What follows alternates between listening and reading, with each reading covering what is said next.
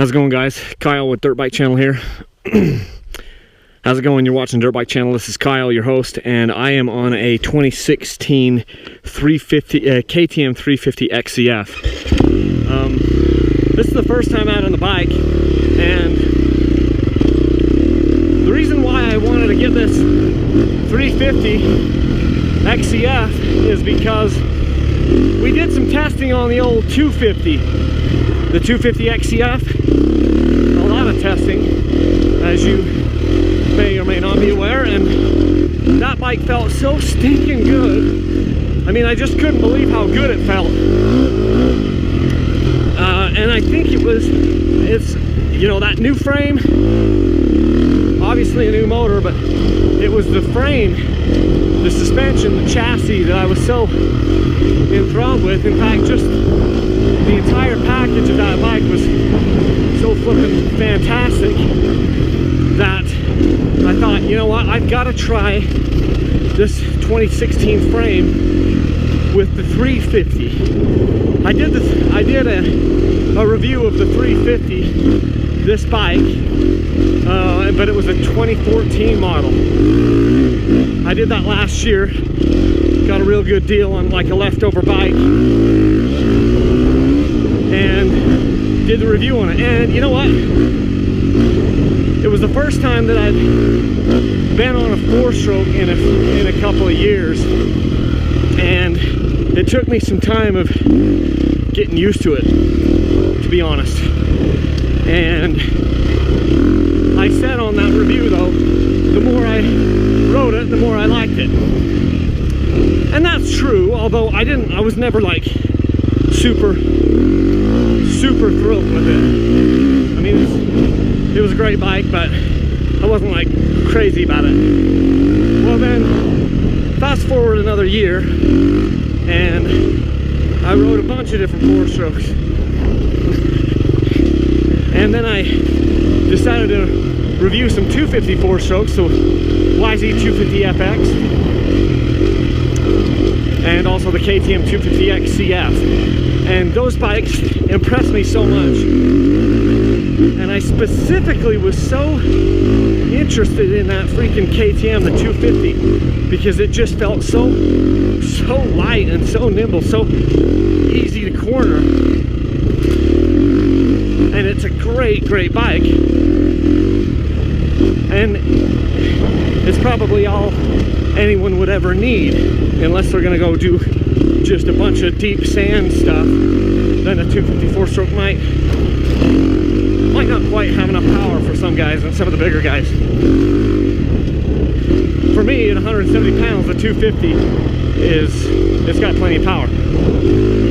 On the other hand, there's always that little bit extra that you want, and I thought, you know what, maybe this 2016 350 would be kind of like splitting the difference between the 450 and the 250. It would be more nimble than the 450 with not quite so much stinking power, you know, but still retain some of the, well, this thing's good, just jumping out through here, probably can't tell. But anyway, so I was thinking, you know, this 350 might be the perfect mix, and I kind of think it is. I mean, I've only been riding it for about 40, well, almost an hour now.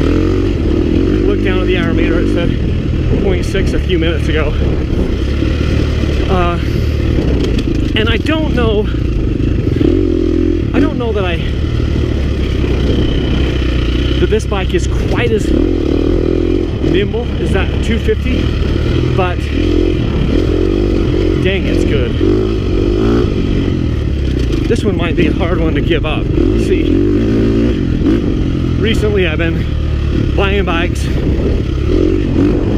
you know, riding them for a bit, doing some reviews on them, and then the plan is to sell them, to move, you know, make room for something else. Oh, these corners are tight. Come up all over.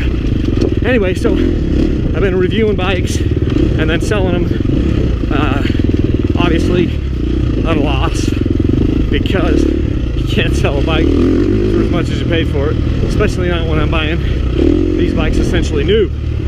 But if I can make just a little bit of money on the ad revenue from YouTube, then that can help offset the cost of, you know, the money that I'm losing by buying a new bike and then selling it at a loss. So that's what I've been doing. But this bike, if I completely honest, it may be hard for me to want to get rid of. I mean, I love my 300XC, and for me the 300XC is the ultimate bike for me. I just love that. I love the 300 two-stroke, but it's kind of fun. It's nice to have a change of pace bike. I'm at a stage in my life where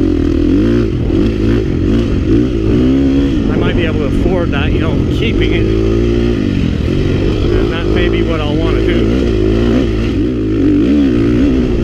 You know, a year ago, people used to criticize me a little bit for some of the videos that I did. I did a video of riding the 2014 350 XCF on the Razorback, and I really struggled. Killed it a couple of times. Guys were like, well, you need to learn how to use the clutch. And you know what?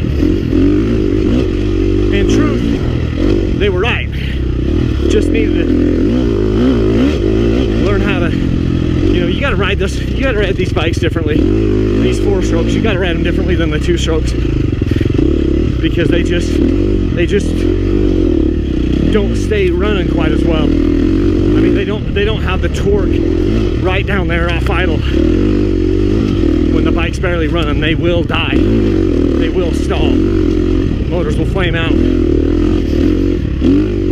But I've been riding a lot more 4-strokes in the last calendar year. In fact, I've got about as much hours on the 4-strokes as I do on the 2-strokes over the last year. And so, yes, I've gotten to be a better rider. And I've learned, you know, how to get more out of these things, how to make less mistakes on them. And a bike like this does demand to be ridden hard. I mean, the harder you push this thing, the better it goes, the more it likes it.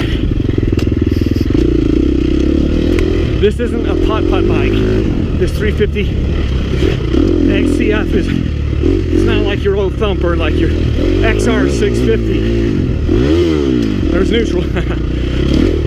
No, it wants to be pushed. So I do. I push it. And then it really shines. And the gearing that these XCs have, for me, is just perfect. 3 years ago, I really liked the gearing on the XCW, and if you're not going to push it quite as hard out in the desert, if all you're going to do is mountain, single track, woods stuff, I think the XCW is probably better suited. Where I'm riding a little bit wider variety of terrain, like out here on this crap that you've seen so much on the channel, because this is near my house, so it's easy for me to ride. Out here, the XC gearing is just a little bit better. See right there? That's a spot where I just roll the clutch the whole way, because it's tricky, gnarly. With a 300, you can just go and putt up that, but on a 4-stroke, you gotta mean it. You gotta be careful so you don't stall.